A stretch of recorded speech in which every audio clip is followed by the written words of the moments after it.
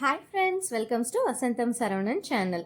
இன்னைக்கு நம்ம சேனலில் ஸ்வீட் பொட்டேட்டோ சக்கரவள்ளி கிழங்க பயன்படுத்தி ஒரு சூப்பரான ஹெல்தியான ஸ்நாக்ஸ் ரெசிபி தான் எப்படி செய்யறதுன்னு பார்க்க போகிறோம். ஆல்ரெடி நம்ம சேனலில் சக்கரவள்ளி கிழங்க பயன்படுத்தி செய்யக்கூடிய ஹெல்தியான ரெசிபி நிறையவே அப்லோட் பண்ணியிருக்கோம். கண்டிப்பாக அதையும் செக் பண்ணி பாருங்கள். எப்பவும் போல் இந்த ஸ்நாக்ஸ் ரெசிபி குழந்தைங்களுக்கு மட்டும் கிடையாது, பெரியவங்களுக்குமே ரொம்ப ரொம்ப பிடிச்ச ஹெல்தியான ஒரு ஸ்நாக்ஸ் ரெசிபியாக இருக்கும். கண்டிப்பாக இதை ட்ரை பண்ணி பாருங்கள். வாங்க இப்போது இந்த ஸ்நாக்ஸ் ரெசிபி எப்படி செய்யறதுன்னு பார்க்கலாம். வீடியோக்குள்ளே போகிறதுக்கு முன்னாடி நம்ம வசந்தம் சரவணன் சேனலை சப்ஸ்கிரைப் பண்ணாதவங்க சப்ஸ்கிரைப் பண்ணிக்கோங்க. கூடவே இருக்க பெல் ஐக்கானையும் கிளிக் பண்ணிக்கோங்க. ஃபஸ்ட் இந்த ஸ்நாக்ஸ் ரெசிபி செய்கிறதுக்கு தேவையான பொருட்கள் என்னென்னு பார்த்துடலாம். நான் இன்னைக்கு 2 மீடியம் சைஸ் சக்கரவள்ளி கிழங்கு எடுத்து வச்சுருக்கேன். இதோட ஓரங்கள்லாம் நம்ம கட் பண்ணி வச்சுக்கணும். கட் பண்ணிவிட்டு இதை வந்து குட்டி குட்டியாக இப்போ நம்ம கட் பண்ணி வேக வச்சுக்க போகிறோம். சக்கரவள்ளி கிழங்குல நிறையவே மண் இருக்கும், அதனால நம்ம ஃபஸ்ட்டு இதை நல்லா வாஷ் பண்ணி எடுத்து வச்சுக்கணும். அதுக்கப்புறமா நம்ம இதை மாதிரி கட் பண்ணிவிட்டு இதை வேக வச்சு எடுத்துக்கலாம். சக்கரவள்ளி கிழங்கு வேக வைக்கிறதுக்காக இட்லி பாட் எடுத்து வச்சுருக்கிறேன். இப்போ இந்த இட்லி பானையில் கொஞ்சமாக தண்ணி சேர்த்துட்டு அந்த தண்ணி நல்லா சூடாகிட்டு ஆவி வரும் இல்லையா, அந்த நேரத்தில் இடியாப்பத்தட்டை வந்து அதில் போட்டு வச்சுருக்கேன். இப்போ அதில் நம்ம கட் பண்ணி வச்சுருக்கிற இந்த சக்கரவள்ளி கிழங்க சேர்த்துக்கலாம். சேர்த்துட்டு இதை ஒரு 10 நிமிஷத்துக்கு நம்ம மீடியம் ஃப்ளேமில் வச்சு வேக வச்சு எடுத்துக்கலாம். இப்போ இதை அப்படியே மூடி போட்டு வச்சிடலாம். ஒரு 10 மினிட்ஸ்க்கு அப்புறமா இதை ஓப்பன் பண்ணி பார்க்கலாம். சக்கரவள்ளி கிழங்கு நல்லா வெந்துடுச்சா என்னன்னு சொல்லி நம்ம ஒரு கத்தியை பயன்படுத்தி செக் பண்ணி பார்த்துக்கலாம். சப்போஸ் வேகாமல் இருந்துச்சுன்னா இன்னும் கூட ஒரு 5 மினிட்ஸ்க்கு மீடியம் ஃப்ளேம்லேயே வச்சு இதை நம்ம நல்லா வேக வச்சு எடுத்துக்கலாம். பாருங்கள், இப்போ இதை அப்படியே நல்லா ஆற விட்டுடலாம். ஆற விட்டுட்டு அதுக்கப்புறமா இது மேலே இருக்கிற அந்த தோல் எல்லாம் நம்ம தனியாக நீக்கிடணும். இப்போ இதோட தோல் எல்லாத்தையும் நீக்கியாச்சு. இதை அப்படியே ஒரு ஸ்மாஷர் வச்சு நம்ம ஸ்மாஷ் பண்ணிக்க போகிறோம். இப்போ இந்த ஸ்வீட் பொட்டேட்டோவை நல்லா ஸ்மாஷ் பண்ணி எடுத்துக்கிட்டாச்சு. இப்போ இதை நம்ம ஒரு மிக்ஸி ஜாருக்கு மாற்றிக்கலாம். மிக்ஸி ஜாருக்கு மாற்றிட்டு அது கூடவே ஒரு 1/2 கப் அளவுக்கு நாட்டு சர்க்கரை வந்து சேர்த்துக்கிறேன். நாட்டு சர்க்கரைக்கு பதிலாக நம்ம வெள்ளை சர்க்கரை கூட சேர்த்துக்கலாம், அது நம்மளோட விருப்பம் தான். இந்த சர்க்கரையோட அளவு பார்த்தீங்கன்னா நம்ம சக்கரவள்ளி கிழங்கு எடுத்து வச்சுருக்கோம் இல்லையா, அதில் ஆல்ரெடி ஓரளவுக்கு ஸ்வீட்னஸ் இருக்கும். அதனால் அதை பொறுத்து நம்ம இது தேவையான அளவுக்கு மட்டும் இந்த நாட்டு சர்க்கரை இல்லாட்டி வெள்ளை சர்க்கரையை சேர்த்துக்கலாம்.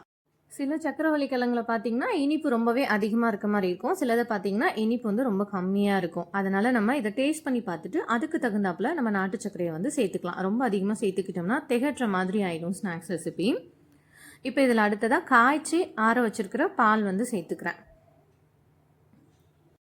இப்போ இதை வந்து நம்ம கொஞ்சம் கெட்டியாக தான் அரைச்சி எடுத்துக்க போகிறோம். அதனால் தோசை மாவு பதத்தை விடவும் கொஞ்சம் வந்து திக்காக இருக்க மாதிரி நம்ம அரைச்சி எடுத்துக்கணும். அதனால் அதுக்கு தகுந்தாப்புல நம்ம பால் வந்து சேர்த்துக்கலாம். கொஞ்சம் கொஞ்சமாக சேர்த்து இந்த கன்சிஸ்டன்சிக்கு நம்ம இதை நல்லா அரைச்சி எடுத்துக்கணும். ரொம்ப தண்ணியாக அரைச்சிக்க கூடாது. இப்போ அடுத்ததாக 1 கப் அளவுக்கு கோதுமை மாவு இது கூட சேர்த்துக்கிறேன். இந்த கோதுமை மாவோட அளவு பார்த்திங்கன்னா 150 கிராம் இருக்கும். இது நல்லா அப்படியே சலிச்சுட்டு நம்ம அரைச்சி வச்சுருக்கோம் இல்லையா சக்கரவள்ளி கிழங்கு, அதோடு சேர்த்துக்கலாம். இப்போ அடுத்ததாக இது கூடவே ஒரு 1/4 டீஸ்பூன் அளவுக்கு சால்ட் வந்து சேர்த்துக்கிறேன். இப்போ அடுத்ததாக இது கூடவே ஒரு 1/4 டீஸ்பூன் அளவுக்கு பேக்கிங் பவுடர் சேர்த்துக்கிறேன். குட்டி ஸ்பூனால் 1/4 டீஸ்பூன் அளவுக்கு மட்டும் பேக்கிங் பவுடர், பேக்கிங் சோடா கிடையாது, பேக்கிங் பவுடர் தான் சேர்த்துக்கணும். இப்போ சேர்த்துட்டு இது நல்லா நம்ம கலந்து விட்டுக்கலாம். இப்போ இந்த டைமில் நமக்கு தேவைப்பட்டால் கொஞ்சமாக பால் சேர்த்துக்கலாம், அப்படி இல்லாட்டி வந்து தண்ணி சேர்த்து நம்ம இதை நல்லா கலந்து விட்டுக்கலாம். இப்போ அடுத்ததாக இது கூட ஒரு 1/2 கப் அளவுக்கு அரிசி மாவு, அதையும் சலிச்சுட்டு நம்ம இது கூடவே சேர்த்துக்கலாம். அரிசி மாவு வந்து கடையிலேருந்து வாங்கின அரிசி மாவு தான், ஏதாவது ஒரு அரிசி மாவு நம்ம இதுக்கு பயன்படுத்திக்கலாம். இப்போ இதையும் சலிச்சுட்டு அப்படியே நம்ம இந்த மாவோட சேர்த்துக்கலாம்.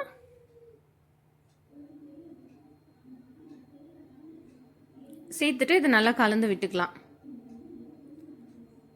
இப்போ நான் இது கூடவே ஏலக்காய் பொடி கொஞ்சம் ஒரு 1/4 டீஸ்பூன் அளவுக்கு ஏலக்காய் பொடி சேர்த்துருக்கேன். ஸோ அதை வீடியோவில் காமிக்கல, அதையும் சேர்த்துக்கோங்க. இப்போ இதை மிக்ஸ் பண்ணி விட்டாச்சு. இப்போ ஃபைனலாக இதில் நல்லா பழுத்த வாழைப்பழம் ஒரு 3 வாழைப்பழம் எடுத்து வச்சுருக்கேன் குட்டி குட்டியாக. இப்போ அதை நல்லா ஸ்மாஷ் பண்ணிவிட்டு அதை நம்ம இந்த பேட்டர் கூட சேர்த்து மிக்ஸ் பண்ணிக்க போகிறோம். சக்கரவள்ளி கிழங்கும் வாழைப்பழமும் வந்து இதோட காம்பினேஷன் ரொம்ப ஒரு சூப்பரான ஹெல்தியான ஒரு காம்பினேஷன் குழந்தைங்களுக்கு. அது மட்டும் இல்லாமல் நம்ம இந்த மாதிரி வாழைப்பழத்தை சேர்த்து இந்த பேன் கேக்கு சக்கரவள்ளி கிழங்கோடு செய்யும்போது பார்த்திங்கன்னா இதோட டேஸ்ட்டு இன்னுமே கூடுதல் சுவையாக இருக்கும், வித்தியாசமாக இருக்கும் சாப்பிட்றதுக்கு. இப்போ இந்த வாழைப்பழத்தெல்லாம் ஸ்மாஷ் பண்ணியாச்சு. ஸ்மாஷ் பண்ண வாழைப்பழத்தை நம்ம ரெடி பண்ணி வச்சுருக்கோம் இல்லையா ஆல்ரெடி சக்கரவள்ளி கிழங்கு பேட்டர், அது கூட நம்ம இதை சேர்த்துக்கலாம். இப்போ இதை சேர்த்துட்டு நல்லா மிக்ஸ் பண்ணி விட்டுக்கலாம். இப்போ இந்த மாவு வந்து ரொம்ப கெட்டியாக இருக்கணும்னு அவசியம் கிடையாது. ஓரளவுக்கு அந்த தோசை மாவை விடவும் கொஞ்சம் திக்காக இருக்க மாதிரி பார்த்துக்கலாம். அப்போ தான் நமக்கு வந்து பேன் கேக்கு நம்ம தோசை கல்லில் போட்டு எடுக்கும்போது நமக்கு ஈஸியாக வரும். ரொம்ப தண்ணியாக இருந்தாலும், அதாவது தோசை மாவு பதத்தில் இருந்தாலும் கூட நமக்கு வந்து அந்த பேன் கேக் செய்கிறதுக்கு வராது. அப்படியே அந்த கல்லில் ஒட்டிகிட்டே இருக்கும். அரிசி மாவு எதுக்காக இது கூட சேர்த்துருக்கோம்னா, நம்ம இது கூட வாழைப்பழம்லாம் சேர்க்குறோம் இல்லையா? அதனால் அந்த தோசை கல்லில் போட்டு எடுக்கும்போது நமக்கு கொஞ்சம் சிரமமாக இருக்கும். அதனால் அரிசி மாவு சேர்த்துக்கிட்டோம்னா நமக்கு வந்து கொஞ்சம் ஸ்மூத்தாக இந்த பேன் கேக் வந்து கிடைக்கும். அதனால தான். இப்போ ஸ்டவ் ஆன் பண்ணிவிட்டு ஒரு தோசை கல்லை நல்லா ஹீட் பண்ணி வச்சுருக்கேன். இப்போ அதில் கொஞ்சமாக நெய் சேர்த்துக்கலாம். நெய்க்கு பதிலாக நம்ம எண்ணெய் கூட சேர்த்துக்கலாம். ஆனால் நெய் நல்லா ஒரு சைட் வெந்துட்ட பிறகு இது ஓரங்கள்லேயும் நம்ம கொஞ்சம் நெய் வந்து சேர்த்துக்கலாம். அப்போ தான் நமக்கு வந்து இது அந்த கல்லில் ஒட்டாமல் நமக்கு கிடைக்கும். நான்ஸ்டிக் பேன்னா நமக்கு வந்து அழகாக ஈஸியாக வரும். ஆனால் நம்ம நார்மல் தோசைக்கல்லில் செய்யும்போது கொஞ்சம் வந்து இது ஒட்டுற மாதிரி தான் இருக்கும். இப்போ இதை மெதுவாக நம்ம ஓரங்களில் எடுத்து விட்டுட்டு அப்படியே நம்ம திருப்பி போட்டுக்கலாம். அவ்வளோதான். பாருங்கள் எவ்வளோ அழகாக ஒரு சைட் சூப்பராக வெந்து வந்திருக்கு. நம்ம ஒரு சைடு திருப்பி விட்டுட்டோம்னாலே நெக்ஸ்ட்டு பார்த்திங்கன்னா எடுக்கும்போது அது ரொம்பவே ஈஸியாக வந்துடும். இப்போ இது 2 சைடும் நல்லா வெந்துட்ட பிறகு இது நம்ம எடுத்துக்கலாம். இப்போ அடுத்ததாக இதே மெத்தட்லேயே மீதி இருக்க மாவுலேயும் குட்டி குட்டியாக பேன் கேக் வந்து நம்ம செஞ்சு எடுத்துக்கலாம். ஒவ்வொரு டைமுமே நம்ம வந்து கொஞ்சமாக நெய் இல்லாட்டி எண்ணெயை வந்து இந்த கல்லில் நல்லா வந்து அப்ளை பண்ணிவிட்டு அதுக்கப்புறம் தான் இந்த மாவு வந்து சேர்த்துக்கணும். அப்போ தான் நமக்கு வந்து ஒட்டாமல் கிடைக்கும் நமக்கு.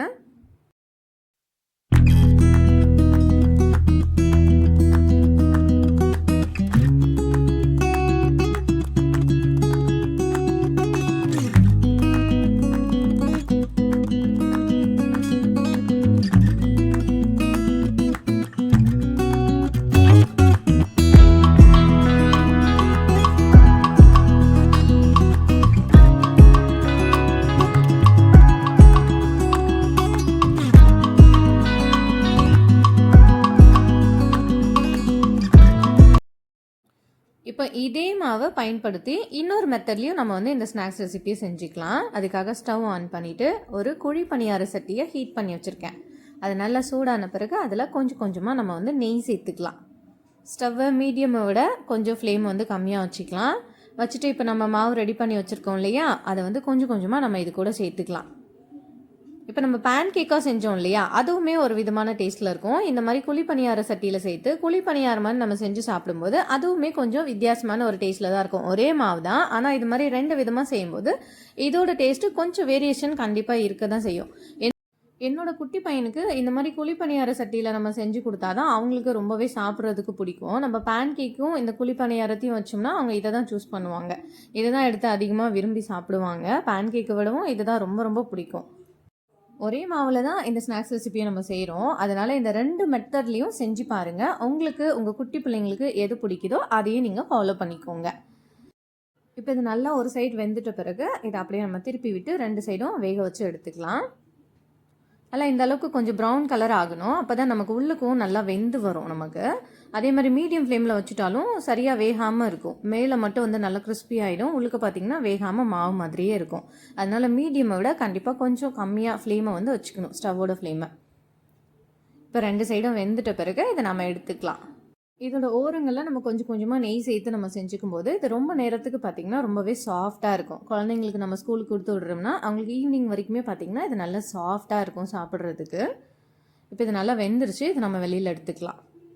அவ்வளோதான். சக்கரவள்ளி கிழங்கை பயன்படுத்தி ஒரு சூப்பரான பேன் கேக்கும் ரெடி பண்ணியாச்சு. அது கூடவே குழி பணியாரமும் ரெடி பண்ணியாச்சு. அவ்வளோதான். குறைஞ்ச நேரத்தில் ஒரு சூப்பரான ஹெல்த்தியான ஸ்நாக்ஸ் ரெசிபி ரெடி பண்ணியாச்சு. சில பிள்ளைங்க வந்துட்டு இந்த சக்கரவள்ளி கிழங்க சாப்பிட மாட்டாங்க. அவங்களுக்குலாம் நம்ம இந்த மாதிரி வித்தியாசமாக குழி பணியாரம் இல்லாட்டி பேன் கேக்கு இந்த மாதிரிலாம் நம்ம எதாவது செஞ்சு கொடுத்து அவங்கள சாப்பிட வச்சிடலாம்.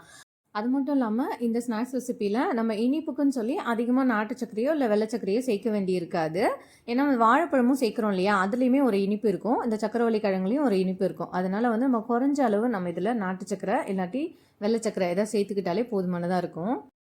இப்போ பாருங்கள் இது எந்த அளவுக்கு நல்லா சாஃப்டாக இருக்குதுன்னு சொல்லி. இது சாப்பிட்றதுக்கு ரொம்பவே வித்தியாசமான சுவையில் இருக்கும். கண்டிப்பாக உங்களுக்கு ரொம்பவே பிடிக்கும். ஓகே ஃப்ரெண்ட்ஸ், கண்டிப்பாக நீங்களும் இதே மெத்தடை ஃபாலோ பண்ணி இந்த சக்கரவள்ளி கிழங்கு பேன் கேக்கு அதோட இந்த குழி பணியாரம் இதையும் உங்கள் வீட்டில் செஞ்சு பாருங்கள். செஞ்சு பார்த்துட்டு இதோட டேஸ்ட்டு எப்படி இருந்ததுன்னு கமெண்ட் பண்ணுங்கள். இந்த ரெசிபி உங்களுக்கு ரொம்ப பிடிச்சிருந்தா இந்த வீடியோவை உங்களோட ஃபேமிலி அண்ட் ஃப்ரெண்ட்ஸ்க்கு ஷேர் பண்ணுங்கள், லைக் பண்ணுங்கள், கமெண்ட் பண்ணுங்கள். தேங்க்ஸ் ஃபார் வாட்சிங்.